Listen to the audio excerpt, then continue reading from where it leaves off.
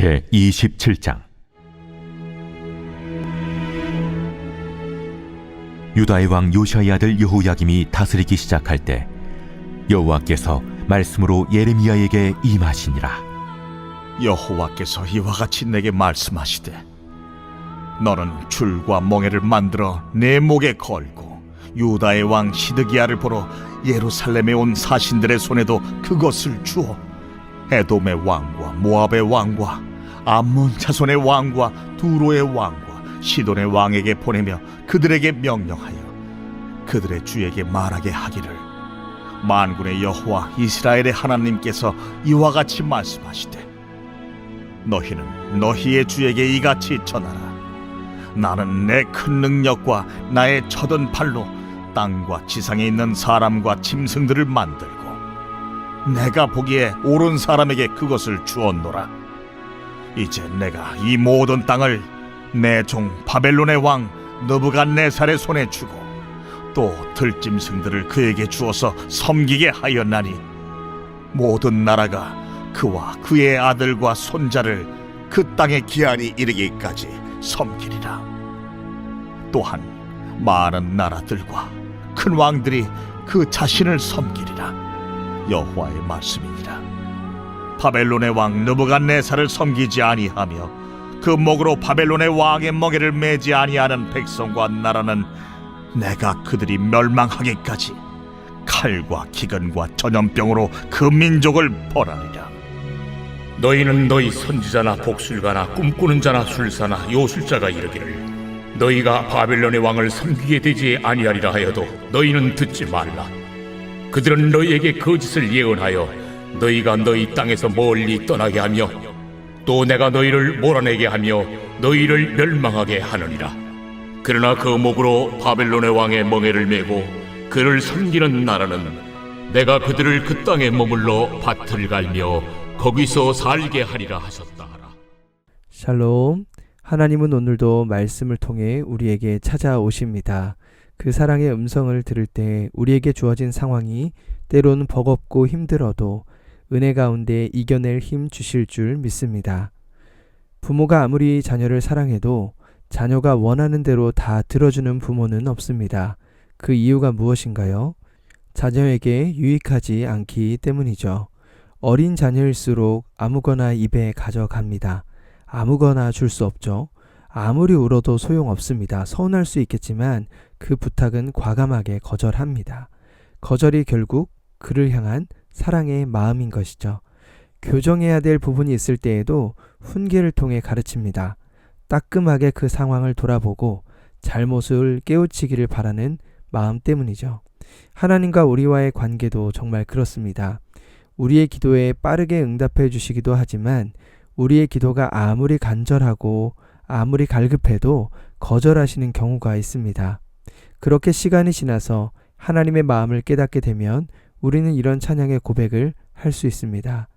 응답하신 기도 감사, 거절하신 것 감사.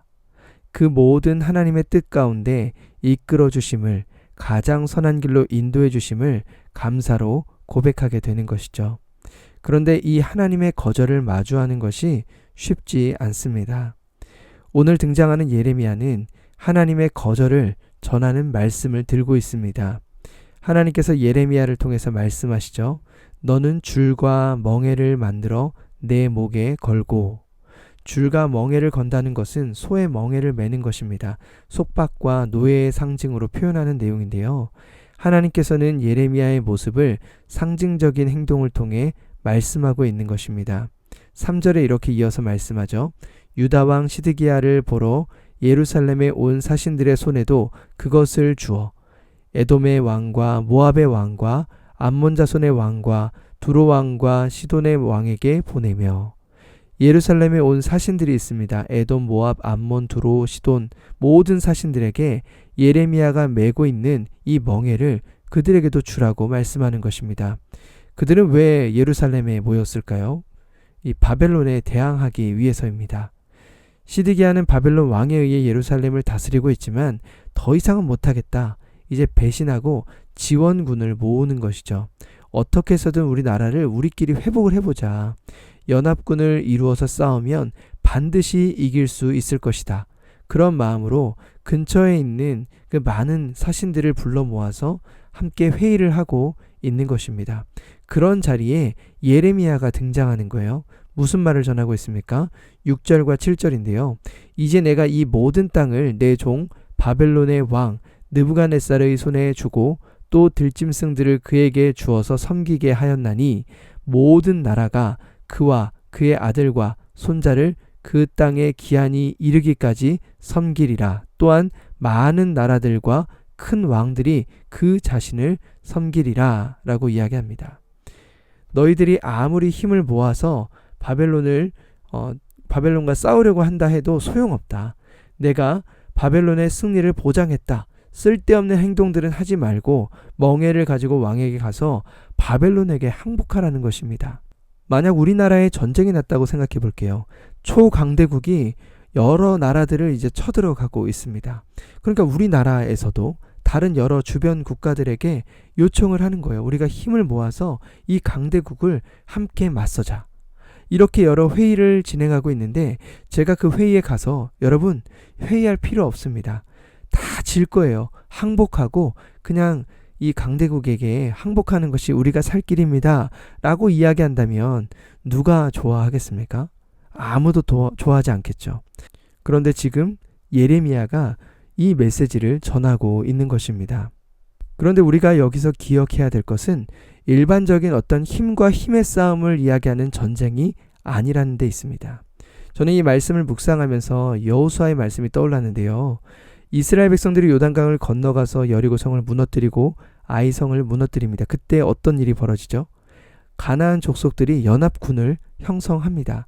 하나님의 백성 이스라엘을 대항하기 위해서죠. 이것은 이스라엘과의 싸움이 아닙니다.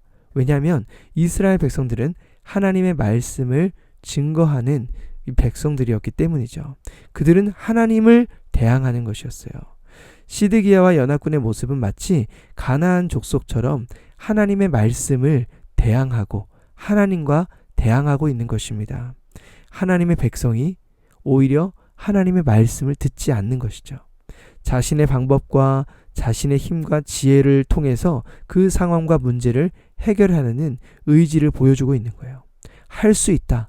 연합하면 된다. 이런 모습인 것이죠. 예레미야는 그들에게 한 번 더 확신 있게 전달합니다.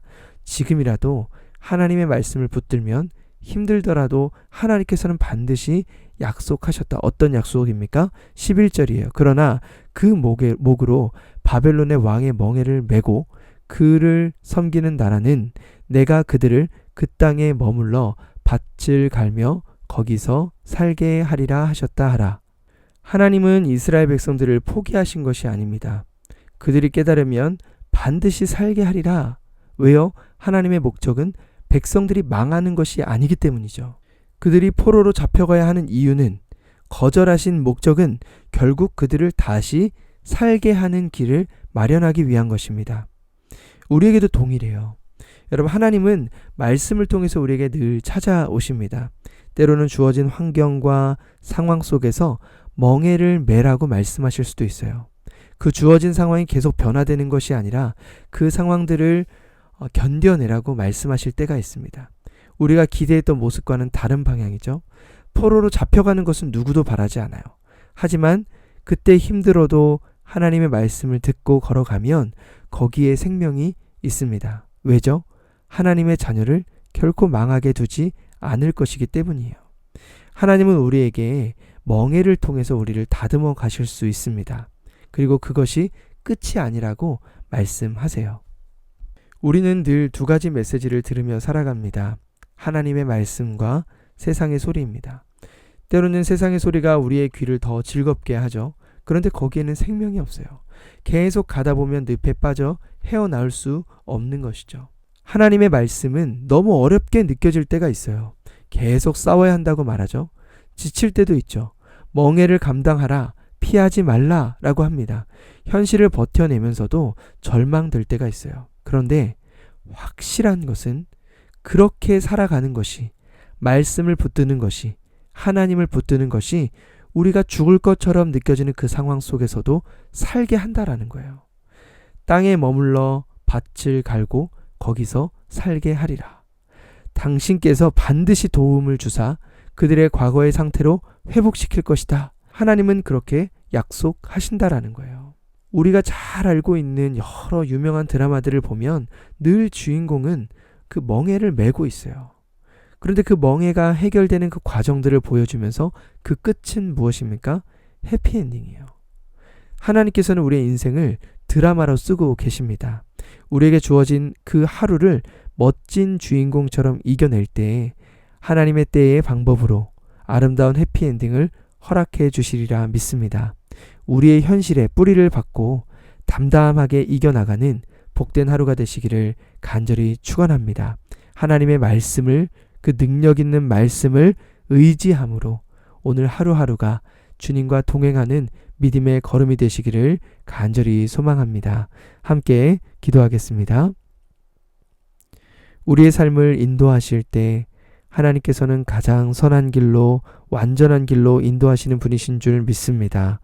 때로는 멍해가 너무나 무겁게 느껴지고 막막해 보이는 그 상황이라 할지라도 그 상황들을 통하여서도 역사하시는 하나님의 능력을 힘입어 오늘 하루를 살아갑니다.